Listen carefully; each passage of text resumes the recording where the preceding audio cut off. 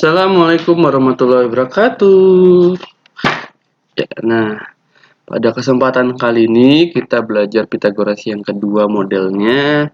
Ada namanya aplikasi Teorema Pitagoras.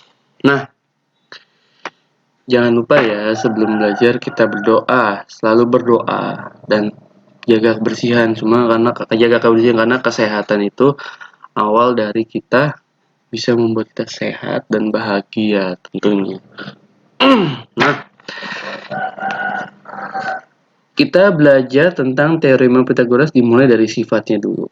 Terdapat dua sifat yang ada dalam teorema Pitagoras, yaitu pertama, hanya untuk segitiga siku-siku. Pitagoras itu berlaku hanya untuk segitiga siku-siku.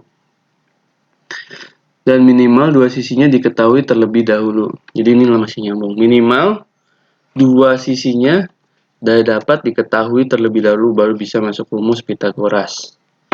Dan permasalahan lainnya yang sering jumpai adalah mengidentifikasi suatu segitiga siku-siku, di mana bagian mana sisi miringnya tersebut itu akan membentuk segitiga sehingga bisa hasil segitiga selanjutnya. Nah, karakteristik suatu segitiga bisa dikatakan seperti ini. Apabila kuadrat sisi miringnya itu menghasilkan jumlah kuadrat sisi lainnya, itu disebut dengan segitiga siku-siku. Kalau kuadrat sisi miring kurang dari jumlah sisi kuadrat lainnya, itu menghasilkan lancip.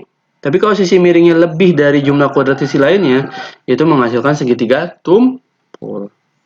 Nah, contohnya seperti ini.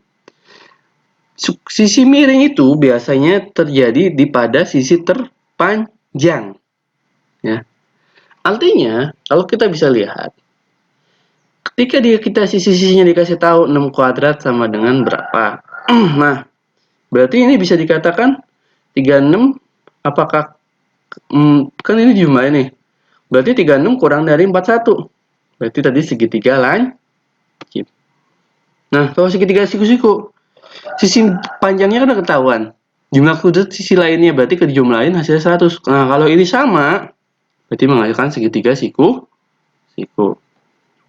Lalu, kalau sisi terpanjangnya lebih dari sisi jumlah sisi lainnya, itu akan menghasilkan segitiga tumpul. Dilihat dapat dari soal. Ini soal ya. Lanjut. Menemukan dan memeriksa triple Pitagoras. Perhatikan beberapa contoh bilangan yang ada di bawah ini. Ada 3, 4, 5, 6, 8, 10. Nah, triple Pitagoras itu sebenarnya lebih memudahkan untuk menghitung, untuk menghafal. Kalau kalian ada yang masalah kuadrat, jadi lebih ke arah menghafal. Nah, triple Pitagoras berbentuk seperti ini. Jadi dia sebenarnya kelipatan. Misalnya kita awal dapat 3, 4, 5 nih. Berarti 3 kali 2 6, 3 kali 3 9, 3 kali 4 12, 3 kali 5 15. 3 4 5 ini rumusnya. 5 12 juga sama. 5 kali 2 10, 5 kali 3 15, 5 kali 4 20. Ini kelipatannya Pitagoras. Ini juga sama kelipatannya. Nah, ini ada bentuknya seperti ini. Ya. Lanjut.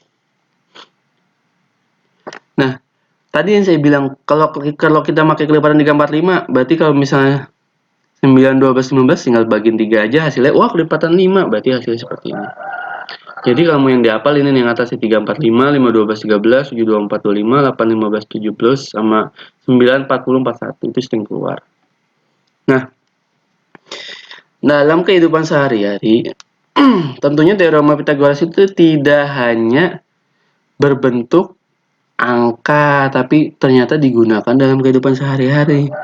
Terkadang kita mau mengukur nih, berapa sih yang harus terjadi temboknya nih, kalau kita mau tahu tangganya bisa naik ke atas. Nah, bisa pakai Pitagoras ketika panjang tangganya udah dikasih tahu, berarti ininya berapa. Kan kadang ada term, apa sih namanya ya? Tidak sampai ya ininya ya, apa namanya? Meterannya ke tembok bisa pakai Pitagoras. Jika diketahui suatu tangga disandarkan pada tembok panjang tangganya 5 meter, tinggi temboknya 4 meter. Nah, cari bawahnya. Berarti bisa pakai Pitagoras. Berarti tinggal dulu. Nah, nggak kelihatan ya? Berarti karena dia mencari sisi alas, berarti sisi miring kuadrat dikurang sisi tinggi kuadrat. Hasilnya 3 meter. Nah, ini juga sama. Ketika ada suatu kapal dari A ke pelabuhan B menuju arah utara, sesudah tiba di B, dia balik ke berlayar kembali sejauh 36 km ke timur. Timur berarti kanan ya.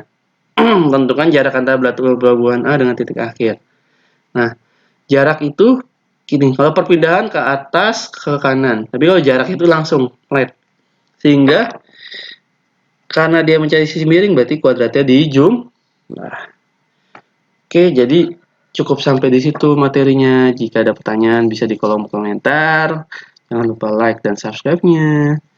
Wabillahi taufik, saya akhiri. Apabila ada salah kata mohon maaf. Wabillahi taufik walhidayah. Wassalamualaikum warahmatullahi wabarakatuh. Sampai jumpa lagi. Bye.